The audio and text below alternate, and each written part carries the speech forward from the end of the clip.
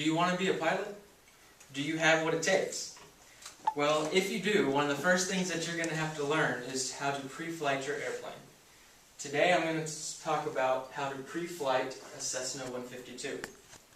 What is pre-flighting? Well, a pre-flight is an inspection of the airplane before you get in to go fly and make sure that it's airworthy, that it's fit to fly.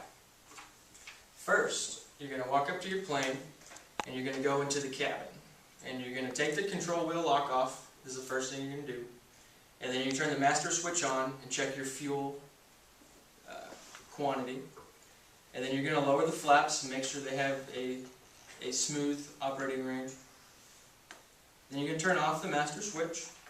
And then you're going to check, make sure the airplane has an airworthiness certificate and its registration. The airworthiness certificate has to be visible. And you're also going to check for placards in the airplane. And you're going to make sure the seat belts work.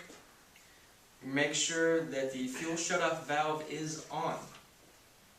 Then you're going to proceed out of the cabin and you're going to walk around the plane. And there's a method that you're going to be doing this, so you want to stay consistent every time you do it. So after the cabin, you're going to go to the rear of the plane, checking for rivets, missing rivets. You're going to check the vertical and horizontal stabilizers. You're going to remove the rudder gust lock and disconnect the tail tie down. You're going to check for freedom of movement of the control surfaces, the rudder in the elevator. You're going to check the connections, like the nuts and bolts, to make sure everything's there and locked. You're going to check the trim tab, make sure that's good, and you're going to make sure that you have your counterweights in the correct position on the rudder and the elevator. And then you're going to move on to the right wing. You're going to check the aileron for freedom of movement. You're going to disconnect the wing tie down. You're going to check for proper inflation of the tires. You're going to continue on out to the end of the wing, check the wingtip fairings. You're then going to come back in and visually check the fuel, make sure it's at the desired fuel level. You're going to inspect the brakes and the struts, make sure everything's secure. Make sure that the counterweights are also in the correct places on the wing. You're going to move now to the front of the plane. You're going to check the engine oil level.